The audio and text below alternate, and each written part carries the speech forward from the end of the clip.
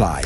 It is 8:37. This is Times Radio Breakfast. Now, if you want to understand British society, you absolutely have to consider class and race. A new study from the Policy Exchange think tank has looked at both factors in education, and they found that pupils from Chinese heritage on free school meals tend to outperform their white British peers, even those from better off backgrounds.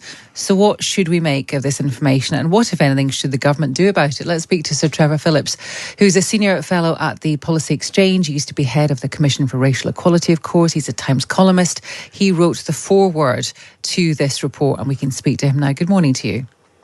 Good morning, Asma. Good to talk to you again. This is a kind of well-trodden narrative, is not the word. It seems to be a fact now. It happens. It comes out of many surveys, reports.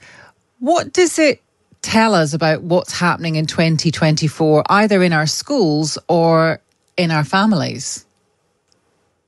Well, first of all, you're quite right. It is well-trodden, but the thing that is most striking is that though this has been said many times over the last 20 years, nobody seems to pay too much attention to it. I can tell you, when I was chair of the Equality and Human Rights Commission, and I was able to spend public money on research, I could not get a single university to try to do a research project on the extent to which and the reasons, possible reasons, why it might be the case that children of Chinese heritage, and by the way, some South Asian heritages, outperformed the average and other ethnic groups, because people were rather anxious that if they acknowledged that this would be the case, it would somehow stigmatize other groups. My point of view about this is that, frankly, if you don't believe in some natural biological advantage, which I do not,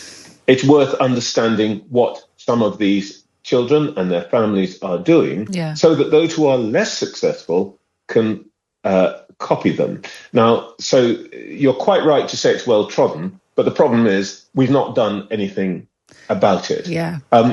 The second thing, the direct answer to your question is, in a way, what's the point of knowing this? Well, what I've just said, let's understand it so that the very long tail of British failure in school attainment might somehow be reduced if we could explain why, for example, Chinese children, heritage children on free school meals, i.e. poor Chinese children, outperform the average of children who are not on free school meals.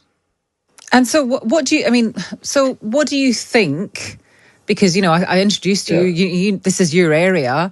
Is this, from an anecdotal point of view, just down to the kind of the mentality of and the approach of immigrant parents? And I don't want to generalise, but we hear this all the time, that, if you want to have a stake in this country, then you have to really do well. You can't just kind of sit around. And I'm not saying that other people do that, but is that what it comes down to?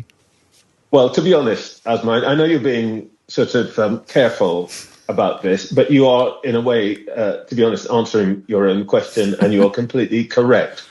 There is no person of recent immigrant antecedents, and by the way, within the next couple of decades, something close to a majority of people in Britain will be someone who has had a parent or a grandparent born abroad.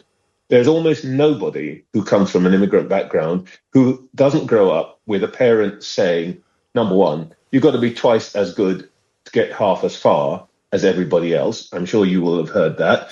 Secondly, don't do things like become a journalist or a radio presenter, be an accountant, be an engineer, because actually that we are insecure, and that's one way of making sure that we're always useful, that you get a job and that you have a life here.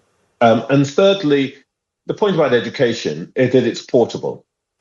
If you move thousands of miles into the unknown and so on, a lot of us come from backgrounds where we're not absolutely sure that we will have assets. Well, the one thing that nobody can take away from you is that capacity. And I just want to make one last point about this, which I think people are very reluctant to talk about.